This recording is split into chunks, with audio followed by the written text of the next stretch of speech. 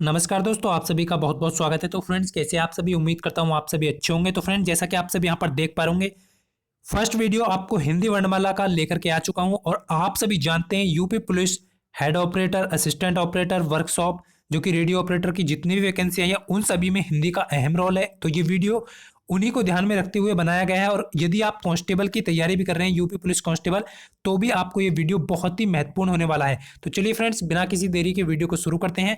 और साथ के साथ आपको बोलना चाहूँगा फ्रेंड्स, वीडियो के साथ साथ आपको नोट्स बनाते चलना है, जिससे कि आपका अच्छे से कवर हो जाए। तो हर टॉपिक को हर अलग तरीके से आपको नोट्स बनाना है। तो चलिए फ्रेंड्स, वीडियो को शुरू करते हैं।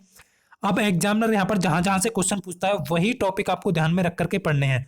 हिंदी वर्णमाला, तो फ्रेंड्स पूछा जाता है आपसे क्वेश्चन की हिंदी वर्णमाला किसे कहते हैं। तो व्यवस्थित समूह जो होता है हिंदी वर्णमाला का, उसी को हिंदी वर्णमाला कहते हैं।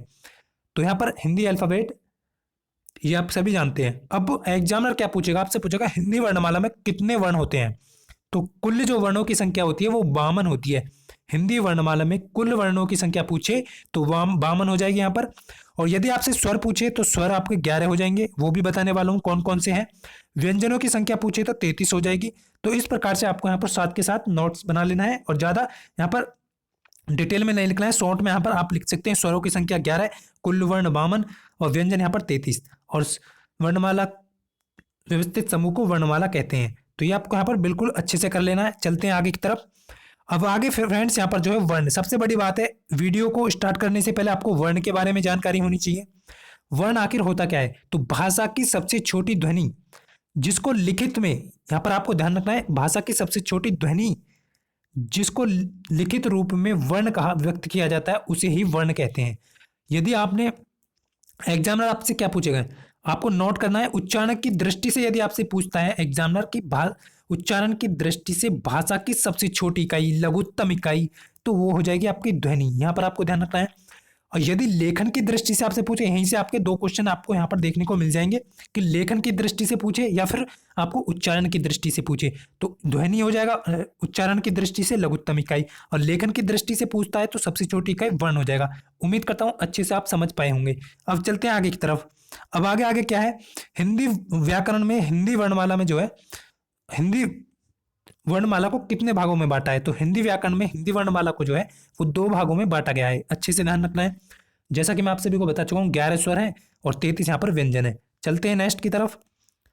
नेक्स्ट फ्रेंड्स, यहाँ पर अब वर्ण को पूरी तरह से यहाँ पर आपको डिफाइन करने वाला हूँ, जैसा कि आप सभी यहाँ पर देख पा रहे होंगे। अब वर्ण आखिर, जैसा कि मैं आप सभी को बता चुका हूँ, स्वर और व्यंजन 2 प्रकार के होते हैं।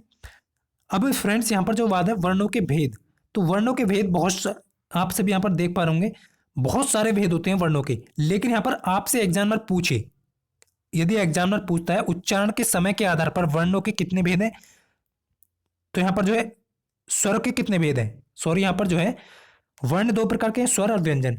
अब आपसे पूछे कि स्वर जो है उच्चारण के समय के आधार पर कितने प्रकार के हैं, तो 3 प्रकार के यहाँ पर, हास्य स्वर, दीर्घ स्वर, प्लुत स्वर। तो ये आपको ध्यान रखना है। और व्यंजन आपके हैं कौन कौन से हैं? स्पर्श व्यंजन, अंतस्थ व्यंजन, उष्म व्यंजन। तो ये आपको यहाँ पर बिल्कुल अच्छे से ध्यान रखना है। अब बात करेंगे स्वर की। सबसे पहले यहाँ पर स्वर के बारे में बात करेंगे। जैसा आप देख पा रहे होंगे, आखिर स्वर होता क्या है।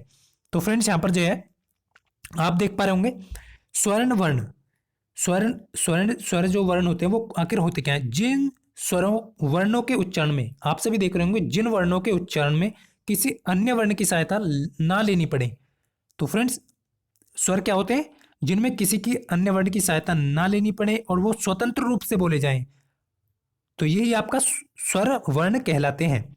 अब यहाँ पर स्वर कौन कौन से होते हैं? ए, बड़ा आ, छोटी ई, बड़ा ई, छोटा ऊ, बड़ा ऊ, री, ए, छोटा बड़ा ए, ओ, औ, ये आपके हैं। और इनकी मात्राएं भी यहाँ पर नीचे दी गई हैं, तो आपको इस प्रकार से यहाँ पर इन मात्राओं को भी नोट कर लेना है। अब बात करें कि स्वर के भेद कितने होते हैं, तो मैंने आपको पीछे भी बताया है कि स्वर के जो भेद हैं वो 3 हैं, हास्य स्वर, दीर्घ स्वर, प्लुत स्वर। लेकिन यहां पर पूछेगा कैसे, कि उच्चारण के समय के आधार पर। उच्चारण यहां पर दिया गया है कि समय के आधार पर स्वर के कितने भेद हैं, तो 3 हैं, हास्य स्वर, दीर्घ स्वर, प्लुत स्वर। और यदि एग्जामिनर आपसे पूछे कि हिंदी में स्वर के कितने भेद हैं, तो हिंदी में आपको 2 ही लगाने हैं। बहुत बार पूछा गया है हिंदी में स्वर के कितने भेद हैं, तो स्वर के 2 भेद हैं। उच्चारण की कि समय के आधार पर एक तो हास्य स्वर हो जाएगा, एक आपका दीर्घ स्वर, तो ये दो ही हो जाएंगे यहाँ पर। यदि अब प्लुप्त स्वर क्या नहीं है फ्रेंड्स, तो यहाँ पर आपको डिटेल में बताने वाला हूँ क्योंकि ये संस्कृत का शब्द है और आपको दिखाने वाला हूँ। और फ्रेंड्स अब बात करेंगे यहाँ पर हास्य स्वर, क्लियर नोट करेंगे अब हास्य स्वर आखिर होता क्या है। तो हास्य स्वर जिन स्वरों के उच्चारण में कम से कम समय लगे उन्हें हास्य स्वर कहते हैं। अब भैया कम से कम यानी एक मात्रा का समय लगे, ये आपको ध्यान रखना है। कितनी मात्रा का? एक मात्रा का। इनकी उत्पत्ति की बात करें तो किसी दूसरे स्वर से नहीं होती है, तो ये आपको ध्यान रखना है। हास्य स्वर कौन थे? जिनमें केवल एक ही मात्रा का समय लगे और इनकी जो उत्पत्ति है वो दूसरे स्वरों से नहीं होती है, ये अपने आप में स्वतंत्र होते हैं। तो ये भी आपको ध्यान रखना है, नोट करने वाली बात है। ए कौन कौन से होते हैं हास्य स्वर? ए, छोटा ई, उ, री, यहाँ पर चार होते हैं हास्य स्वर। चलते हैं नेक्स्ट की तरफ, अच्छे से समझ पाए होंगे। अब फ्रेंड्स यहाँ पर दीर्घ स्वर, दीर्घ स्वर क्या होता है? दीर्घ स्वर आपको यहाँ पर डिटेल में बताने वाला हूँ। जिन स्वरों के उच्चारण में हास्य स्वर से लगभग 2 गुना समय, भाई साहब 2 गुना, उसमें 1 गुना लग रहा है तो हास्य स्वर के से 2 गुना होगा, और इसमें 2 मात्राओं का समय भी इसे कहते हैं। तो कितनी मात्राओं का? द्विमात्रिक स्वर भी इसे कहा जाता है। एग्जामिनर पूछ लेगा, आपको 4 ऑप्शन दे देगा और पूछेगा कि द्विमात्रिक स्वर किसे कहते हैं, तो दीर्घ स्वर को ही द्विमात्रिक स्वर कहते हैं। अच्छे से समझ पाए आप सभी। हास्य स्वर को उसी स्वर के साथ जोड़ने पर जो स्वर बनते हैं उन्हीं ही को दीर्घ स्वर कहते हैं। आपको नोट कर लेना है, हास्य स्वर को उसी स्वर के साथ जोड़ने पर जो स्वर बनते हैं वही दीर्घ स्वर कहलाते हैं। अब यहां पर आपको अच्छे से समझ पाऊंगा। आप सब यहां पर देखो, दीर्घ स्वरों की संख्या कितनी है? 7। आपसे पूछे दीर्घ स्वरों की संख्या कितनी है, तो 7। आपसे पूछे कौन कौन सा है, ऑप्शन दे देगा 4, उसमें से इनमें से एक उठा करके दे देगा कौन सा दीर्घ स्वर है। तो यहाँ पर बड़ा आ, बड़ी ई, बड़ा उ, ए, बड़ा ए, औ, औ। तो ये आपको यहाँ पर 7 ध्यान रखने हैं। और फ्रेंड्स नोट करने वाली बात है कि इन्हीं में से आपका जो है ये ए जो है, और ए, और आपका ओ, और आपका यहाँ पर बड़ा ओ, ये जो है औ जो है, ये 4 जो है ये संयुक्त स्वर भी कहे जाते हैं।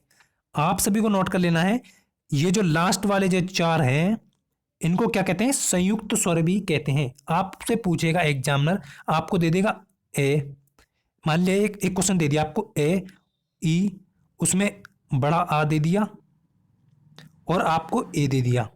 अब आपसे यहां से पूछ लेगा, पहला ऑप्शन ये है आपका, दूसरा ये है, तीसरा ये है और चौथा ये है। आपसे पूछेगा कि कौन सा दीर्घ स्वर नहीं है। तो देखिए ये तो हास्य स्वर हो गया। संयुक्त स्वर यहाँ पर, सॉरी यहाँ पर जो पूछेगा आपसे, संयुक्त स्वर निम्नलिखित में से कौन सा है, तो ए जो है वो आपका संयुक्त स्वर है, ये आपको यहाँ पर ध्यान रखना है। यदि आपसे यहाँ पर चलो ये ऑप्शन ओ कर लेते हैं, ओ ई, यहाँ बड़ा ई कर लिया आपका और ओ आ कर लिया। तो अब आपसे यहाँ पूछेगा निम्नलिखित में से दीर्घ स्वर कौन सा नहीं है, तो ए जो है वो आपका दीर्घ स्वर नहीं है, तो ये आपको यहाँ पर नोट कर लेना है। और फ्रेंड्स संयुक्त स्वर की श्रेणी में आता है, कभी कभी एग्जामिनर ये भी पूछता है। तो वैसे तो आप यहाँ पर यदि आपसे संयुक्त स्वर ना पूछे, दीर्घ स्वर ही पूछे, तो आपको ये 7 स्वर जो है वो दीर्घ स्वर होते हैं। नेक्स्ट चलेंगे, आप अच्छे से समझ पाए होंगे। अभी ये बाला जो है बहुत सारे इस पर डाउट करते हैं, प्लुप्त स्वर जो है वो कौन सा होता है। तो प्लुप्त स्वर जिन स्वरों के उच्चारण में हास्य स्वर से 3 गुना अधिक समय लगे, यानी 3 मात्राओं का समय लगे, उससे ही प्लुप्त स्वर के नाम से जाना जाता है। ये आपको यहाँ पर ध्यान रखना है। और त्रिमात्रिक स्वर भी इसे कहते हैं, इतना आपको ध्यान होगा। आगे हिंदी की गिनती यानी 3 अंक के जैसा लिखा जाता है। कितना? हिंदी की जो गिनती है ये 3 के, आपको इसे आसानी से पहचान पाएंगे, 3 के रूप में इसे लिखा जाता है। और फ्रेंड्स ये आप सभी को बता दूं, ये संस्कृत भाषा का काफी प्रचलित है संस्कृत भाषा, और हिंदी भाषा में इसका प्रयोग न के बराबर होता है। तो ये आपको यहाँ पर इतना ध्यान रखना है बस। और इसकी पहचान आप ऐसे कर सकते हैं, यदि आपसे हिंदी में स्वरों के भेद पूछे तो आपको 2 ही बताने, दीर्घ स्वर और यहाँ पर हास्य स्वर। यदि आपको वर्णों के भेद पूछे तो टोटल आपके 3 हो जाएंगे। तो ये आपको यहाँ पर इस प्रकार से, और इस प्रकार का इसके उदाहरण है ओम, रोम, भैया। चलिए नेक्स्ट की तरफ चलते हैं। अब व्यंजन के भेद, सब कुछ यहाँ पर बताने वाला हूं, आप सभी देख पा रहे होंगे। जिन वर्णों के उच्चारण में स्वरों की सहायता ली जाती है, हवा कंठ से निकलकर मुंह से रुककर थोड़ी बाहर आए, उसे ही व्यंजन कहते हैं। तो व्यंजन किसे कहते हैं? सबसे पहले तो आप सभी यहाँ पर देख पाए होंगे कि उच्चारण ये क्या होता है, ये स्वरों की सहायता से ही बोले जाते हैं व्यंजन जो है, और ये कभी स्वतंत्र नहीं हो सकते। तो ये आपको यहाँ पर ध्यान रखना है, हवा जो है कंठ से निकलकर मुंह में रुक कर बाहर आती है। अब हिंदी में मूल व्यंजन की संख्या मैं आप सभी को बता चुका हूं 33 है। अब यहाँ पर जो है स्पर्श व्यंजन कितने होते हैं, स्पर्श व्यंजन की संख्या बताएं तो फ्रेंड्स व्यंजन के भेद कितने हैं? स्पर्श व्यंजन, अंतस्थ व्यंजन, ऊष्म व्यंजन। स्पर्श कितने होते हैं? 25 होते हैं। अंतस्थ कितने होते हैं? 4 होते हैं। ऊष्म कितने होते हैं? 4 होते हैं। तो ये आपको अच्छे से यहाँ पर आप देख पा रहे होंगे, हिंदी में मूल व्यंजन कितने हैं? 33। 25 8 कितना हो जाएगा? 33। तो यहाँ पर आप अच्छे से समझ पाए होंगे। अब चलते हैं नेक्स्ट की तरफ। नेक्स्ट आपका स्पर्श व्यंजन। अब स्पर्श व्यंजन होते कौन कौन से हैं? तो फ्रेंड्स जिन व्यंजनों का उच्चारण करते समय, जिन व्यंजनों का उच्चारण करते समय आपका जो है समय हवा कंठ, तालु, मूर्धन्य, दंत, ओष्ठ से स्पर्श करके मुख से बाहर निकलती है या आती है, वही स्पर्श व्यंजन कहलाते हैं। अब भैया होते कैसे हैं? यहाँ पर जो है आप सभी देख पा रहे होंगे कौन कौन से, कंठ, तालु, मूर्धन्य, दंत, ओष्ठ से स्पर्श करके मुख से बाहर आती है, उन्हें स्पर्श व्यंजन कहते हैं। और ये कैसे लेकर के, इनकी संख्या 25 है, और कैसे मैं तक के सभी जो हैं वो स्पर्श व्यंजन है। स्पर्श व्यंजनों को 5 भागों में बांटा गया है। अब 5 भाग कौन कौन से? 5 भागों में विभाजित किया गया है। अब तो आपको यहाँ पर दिखाने वाला हूं। तो यहाँ पर आप सभी देख पा रहे होंगे, एक बार आपको यहाँ पर दिखा दूं, ये अल्पप्राण, अल्पप्राण और महाप्राण व्यंजन है, इन्हें आगे पढ़ेंगे। लेकिन यहाँ पर आप कैसे देखिए मैं तक की, कै वर्ग, च वर्ग, टे वर्ग, ते वर्ग, पे वर्ग, आपको यहाँ पर अच्छे से इन्हें देख लेना है। और उच्चारण के अनुसार व्यंजनों के 2 भागों में भी बांटा गया है, जो कि अल्पप्राण और महाप्राण, इन्हें आगे पढ़ेंगे। लेकिन यहाँ पर जो है पहले स्पर्श व्यंजन के 5 भाग जो हैं, उन्हें कौन कौन से भाग हैं, किन किन रूपों में बांटा गया है, उन्हीं को देखते हैं। तो फ्रेंड्स ये आपका यहाँ पर अच्छे से आपको दिखा पाऊं, कै वर्ग, टे वर्ग, च वर्ग, ते वर्ग, पे वर्ग, ये हो गए 5 भाग, जिन्हें कंठ व्यंजन कहते हैं, तालव्य व्यंजन कहते हैं। सेकंड वाले को तालव्य व्यंजन, कंठ व्यंजन, और यहाँ पर मूर्धन्य व्यंजन कहेंगे इसे, और यहाँ पर जो आपका दंत्य व्यंजन कहेंगे, और इसे ओष्ठ्य व्यंजन कहेंगे। तो ये आपको यहाँ पर ध्यान रखना है, पांचों आप अच्छे से यहाँ पर समझ पाए होंगे। अब फ्रेंड्स यहाँ पर आपको एक छोटी सी और डिटेल में बताने वाला हूँ। कै वर्ग, कै, खे, घे, अणे, इनका उच्चारण जो है, स्थान जो है वो कंठ से है। कंठ जैसा कि यहाँ पर आप सभी देख पा रहे होंगे, कंठ से। च का है, च आप नोट करते चलिए, च, छ, झ, झ, अण, इनका उच्चारण स्थान किससे है? आपका तालु से है। जैसा कि आप खुद ही बोल करके महसूस कर सकते हैं, अपने आप को बोल करके देखिए खुद ही, तो आपको महसूस हो जाएगा कौन सा वर्ण कहाँ से यहाँ पर व्यंजन जो है कहाँ से बोला जा रहा है। टे वर्ग, टे वर्ग के बारे में टे, ठे, ठे, डे, तो ये आपका क्या कर रहा है? मूर्धन्य, जीवा। तो यहाँ पर जो है आप सब यहाँ पर देख पा रहे होंगे, तो ये मूर्धन्य को यहाँ पर शो कर रहा है। ते वर्ग, ते, थे, धे, धे, जैसा कि आपकी जीभ कहाँ पर टच कर रही है? दांतों पर टच कर रही है, तो इसे दंत व्यंजन इसलिए बोला गया है, जैसा कि आप सब यहाँ पर देख पा रहे होंगे। पे वर्ग की बात है, पे, बे, भे, में, इनका उच्चारण स्थान क्या? ओष्ठ। आप देख पा रहे होंगे जब आप पे बोलते हैं, फे बोलते हैं, बे बोलते हैं, मैं बोलते हैं, ये सभी आपस में जो आपके होठ हैं वो मिलते हैं, तो इन्हें ओष्ठ व्यंजन कहते हैं। तो आपका अच्छे से अपने ये क्लियर हो गया होगा। और फ्रेंड्स अब बात करें यहाँ पर अंतस्थ व्यंजन। अंतस्थ व्यंजन आखिर होते कितने, इन्हें आगे पढ़ेंगे। मूर्धन्य व्यंजन जो है कौन कौन से हैं, पूरी डिटेल आपको बताने वाला हूं।